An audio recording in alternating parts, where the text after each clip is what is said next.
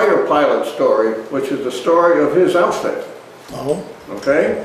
you were in the Air Corps too? Yeah. Yes, sir. We wouldn't be in the Army. Do you, Oh, do you have any idea you why guys the hell had you'd be it in the made. Army? I was in the Army Air Force. Yeah. Hey, I wanted to tell you, Yeah. Air Corps, excuse in me. a tape, We're only in a tape Corps, I've got, it said the beginning of flying, and they traced flying all the way, and they said in some date in 1940, it changed from the Army Air Corps to the Army Air Forces. Yeah. I don't know what the date is, it's on that tape. Yeah.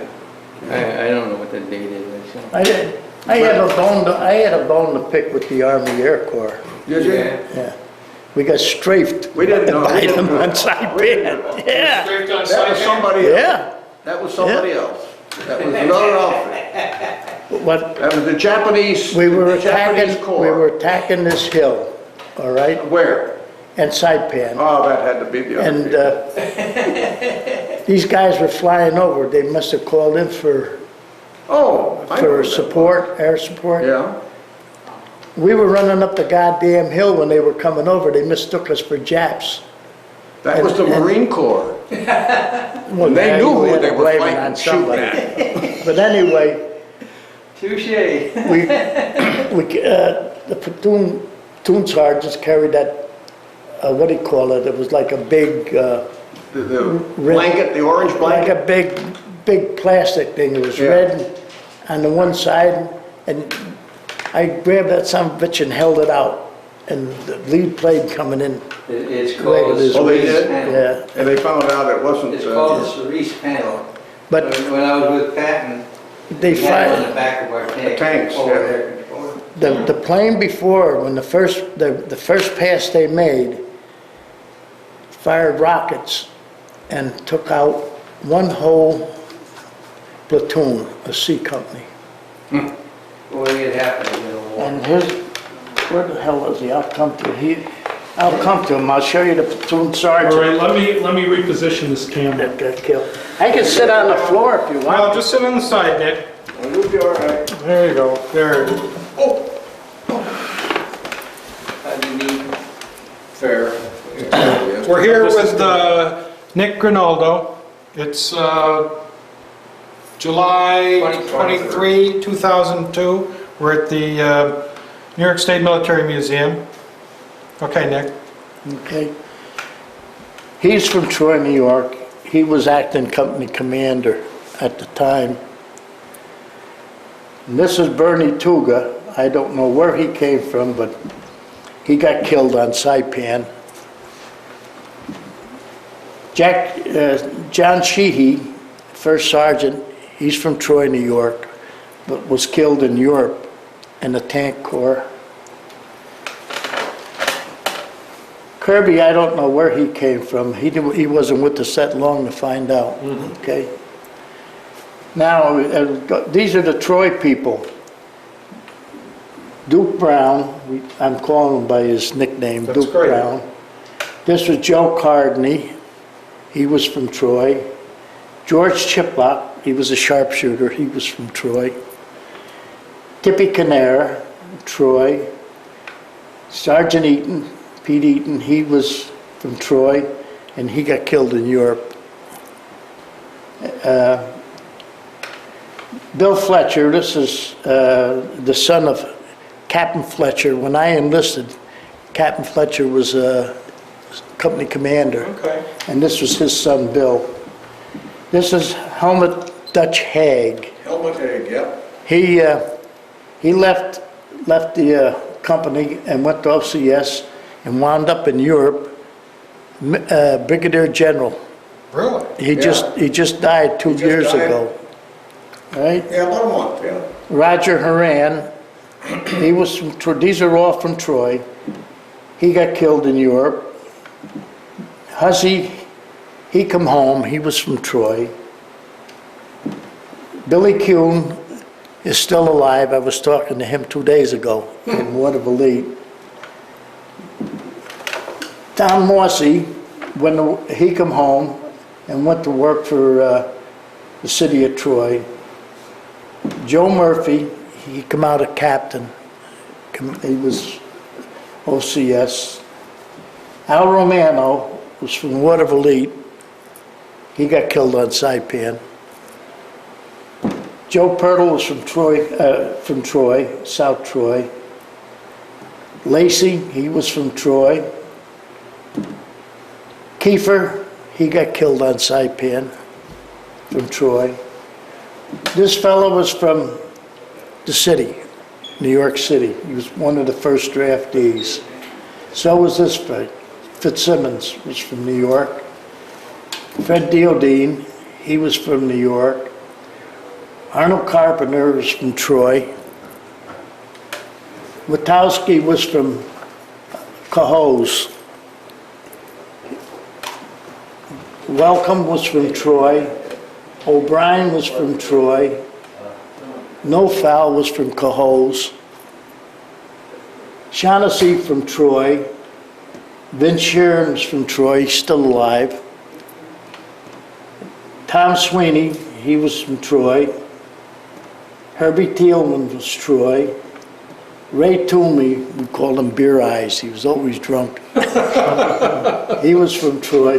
What we used to do, we used to wait until he come in with a load on and fall asleep, and we used to put his hand in the canteen cup, pissing better. Marty Bazuska, he was from Amsterdam. Tex Bailey was from Troy. Bateman was from Troy. Berg was from the city. Messenger was from the city. Buck Holtz was from New York. Carr was New York. He's New York. Giannotti was from New York.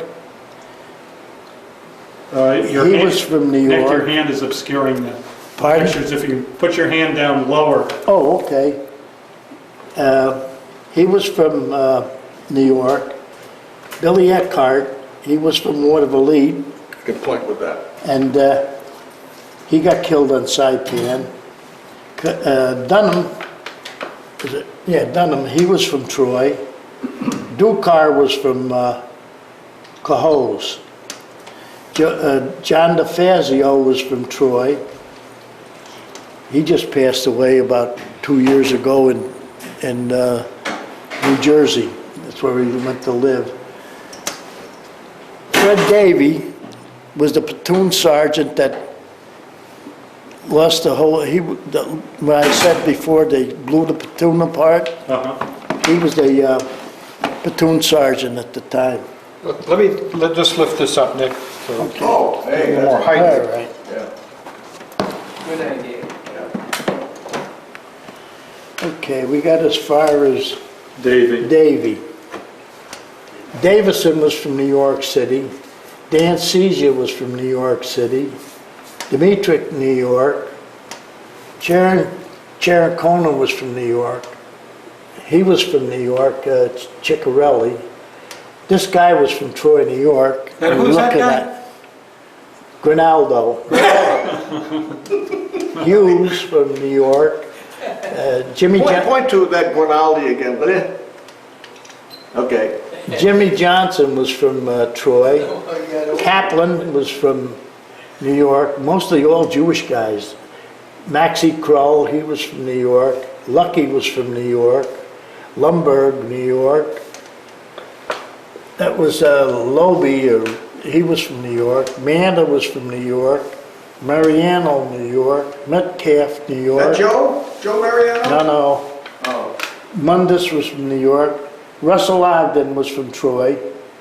He married a girl from Anniston, Alabama, and that's where he wound up living. He passed away. Beechel was New York. Fred Angley was from Troy. He come home. Zambelli, he come home. He was from Troy. Weinstein was from New York. Volpe, New York. Frank Venenziano was a buddy of mine. He was from Troy. He died a few years ago. Russo, New York. Sunmacher, New York. Tony Simons, New York. That's the guy I owe my life to. He took a bullet for me. Really? At Saipan? And Saipan, I told him no, wait until we get back in the Jap trenches. And he insisted he had to bandage my right shoulder because I took a tracer through it. Was he a corpsman? He left C Company and became a medic. And he was bandaging my arm and he got shot in the back and dropped. Schwartz, I told you, he was the one that went bananas after they killed his buddy Now, where was in New he? York. Where was he when that happened? He was with the Company C guys? He was, He was with the Company C guys during the oh attack? yeah, he was all, these are all C Company. Okay. And Chuck, we called him the Duck. He walked this way. He was an officer's quarterly. And this was from New York, Platowski. Papa Joe Perullo, he was from New York. He was a good egg. And then down here we got Ben Ware? Ben Ware, he's from New York. Big Higby was Bigby. Bigby, he was from New York. Cash was New York. Ciccinelli was from New York. Clifford, New York. Dykes, New York. Joe Forster was from Troy. Friedman, New York. Gerbino, New York. This guy, he used to make faces like, looked just like Mussolini when he... And Giambrone, New York. Goldsmith, New York. Phil Gongaleski, he was from Waterville. He got killed in Europe. Frank Konsowitz, he was the cook. He was from Cohoes. Donald Prentice, he was from New York. George Pepin was from Troy. Osowski, he was New York. Nahamies was New York. Moto was New York. Messina, New York. Marchaki was New York. Mailer was New York. Major was New York. McKenna? McKenna was New York. Lettner was New York. This guy was from New York. This guy, when we got him, I was charged of quarters that day. And he come up and he says, my name is, what was it, Lettner? Yeah, Leitner. And he says, Sergeant, he says, I just got, I says, I know you did. He says, I just want to get acquainted. He says, do you like Hershey bars? I looked at him. I says, no, I don't like Hershey bars. He was trying to make time, you know. What the hell they call that? Brown nosing. Well, he hit the shit list the next day, I'll tell you. And then we had Kraft, he's from New York. Roberts was New York. Robinson, New York. Roden, he was from New York. Romano was New York. Hermie Roth, this guy, he had no sense of cadence at all, this guy. And he had flat feet to go with it. And before we shipped out for combat, they switched him. They put him in another unit. How we found out that I was in the hospital, North Sector General Hospital, him and a couple others that left the company come up, wherever the hell they found it was a 5-pound box of chocolates. And the reason that he was close to me was because we had this guy up here, Ed Diodine, had him in his platoon before I got him. And he used to give him all the shit, you know, being Jewish and what have you not. But anyway, one day he was picking on him so goddamn bad, I just opened up and I said to this guy, I says, I'm going to swap you a good man for Jaime Roth. I got him in my platoon, and from then on, why, it was all buddies. He used to get picked on something terrible. But he was a good egg. Shaughnessy, he was from Troy, a brother to Bill Shaughnessy. Okay. There were 3 brothers in the company at the time. The other guy isn't in the picture. He was from New York. Sperling was from New York. Noracek was from New York. Werfel, he was from New York. Workman, New York. Freddie Westlake was from New York. And I can't, Bukowski or something like that. I can't see it good. This guy here, one day, somebody got a set of boxing gloves, you know, and why, I don't know, but he didn't like me at all, let's put it that way, you know, and I didn't do nothing to him, so they were asking different ones to box, you know, so I put the gloves on with him. Did you? And I went 2 rounds, that's it. Where he brought it from, I'll never know. I'll tell you, he put me out just like a light. So he hit me a shot, and I said to him after, I says, "What the hell did you throw at me?" He says, "You're a sucker for a left hook." Would you I think said to about him- this I said- 15 years ago? About 25 years ago. 25 years ago. But I said to him, I says, "You're no goddamn amateur boxer." He said, "No, I boxed back in the city, professionally." Yeah. Now, who is in you were a sergeant at this point? Yes. No, I was a private. here. Private, okay. First class private here. Okay, now, you're in a squad? Yeah.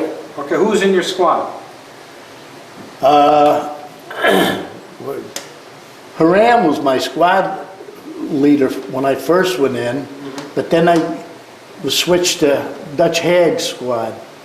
And Who were you with on Saipan? on Saipan, I was You were the squad? platoon sergeant. Platoon then. sergeant? Yeah. Okay. I wasn't actually platoon sergeant. I was what they call platoon guide, Okay. all right? But still, you're more or less third in command. Okay. Who was the who's lieutenant, head of the platoon? Is it, He got killed on Saipan. okay, who was that? Damn if I can remember his name. He was a regular army man, come into our company. Yeah.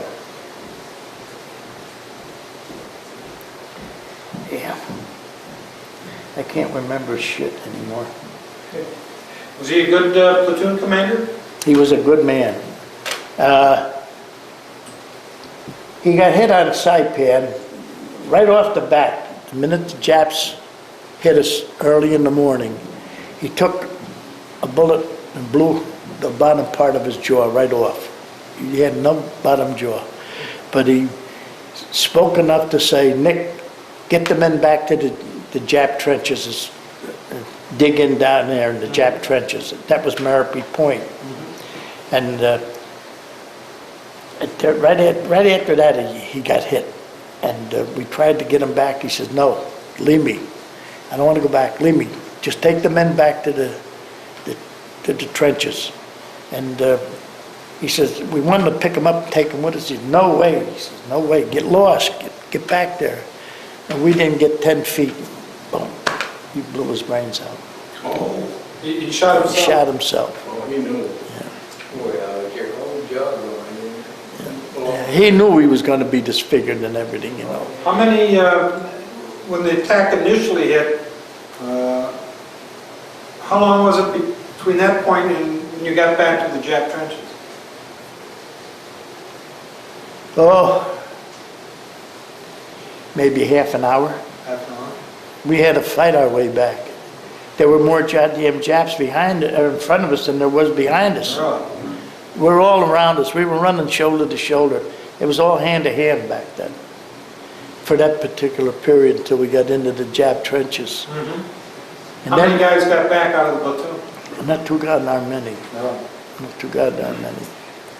Can I see something without interfering this? You have a bird, B-U-R-R, from Troy. A who? Bird. It's on the left side you're pointing to it. I don't know, it's about the fourth column down. A bird? Yeah, bird, B-U-R-R. My brother-in-law was in B-24s and he got shot down. He was a POW in Europe. Good. You're talking the same time period. It's just a shot in the dark here for me. Edward Burr. From Troy. No, there's a car. Oh, There's a car. maybe that was what I understood Burr. No, car, here's car here. He was from New York. Just before the attack hit, what was the platoon doing at that point? We were dug in, You're dug in. yeah. Where was McClellan? Who the hell knows? Nobody knew. Okay. Oh, yes, we do. Yes, we do. I told you earlier about O'Brien, threatening him. He was relieved of command right then and there and sent back to the rear. That's what happened. O'Brien relieved him because... Because he turned coward. He wasn't up with the men at all. He was trying to run the company from 100 yards from the rear with walkie-talkie. Who was the number 2 in command? Tuga. And he was up with the company? Oh, yeah. When we hit the Jap trenches on Marapi Point, he took a Jeep and a driver and tried to get back to the 106. The 106 was trying to fight their way up to us, but they couldn't do it. And they didn't get a couple of 100 yards down the road. They hit a mine, blew them right up, killed the 2 of them. He was a hell of a good officer, this guy. Good officer. And who took over after him? Was it just everybody was on their own? We didn't have any lieutenants left. They were all gone. Same way with medics. We had no more medics. We were running out of ammunition. It was just looked hopeless.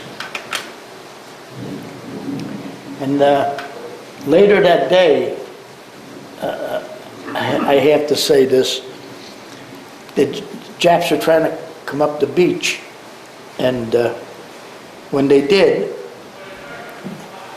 I went after that Sammy Denova that time. Right. Pulled him out of the water, okay?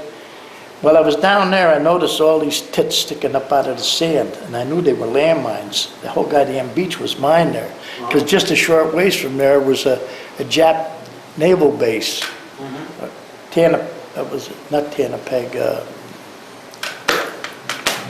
names. Not Garapan. No, not Garapan, no. But just below us anyway. And I noticed these alligators coming up, you know, and I turned around and I started hollering to the guys, hey guys, chin up, here comes our salvation, we're going to get out of here, you know. The alligators And set them off. this lieutenant, I don't know who the hell he was, I never did find out. He turned around, he started bawling me out. What do you mean giving these guys false hope, he says. And I said, who the hell are you? He says, I'm Lieutenant so-and-so. And I looked at him and I said, well, I says, Lieutenant, I says, if you can't tell the difference between a Jap barge and an American alligator, you know, I says, you better take them goddamn bars off because you don't deserve to wear them, you know. He was another one that went to court-martial. And you got a good conduct medal, Wen? I got 2 of them. 2 of them. 2 of them. I got one mailed to me years ago, and then I got another one from McNulty at the dinner. I just have to keep reminding myself you got a good conduct medal. Oh, I had a lot of fun. But no, it was bad. It was bad. I'll tell you, that was really bad. Like I said, I went to Makin. Beautiful. 3 days we were out of there. And then we talked, lasted a little bit over a week. So did you get close to any of these guys? Become good friends with any of these guys? Every damn one of them. And even New York. Even New York. Like I say, this guy here come to visit me in the hospital in Hawaii with a 5-pound box of chocolate. Him and Teddy Bird. He was an Indian from the West. Full-blooded Indian. Huh. Now, this fella here, Russell Ogden,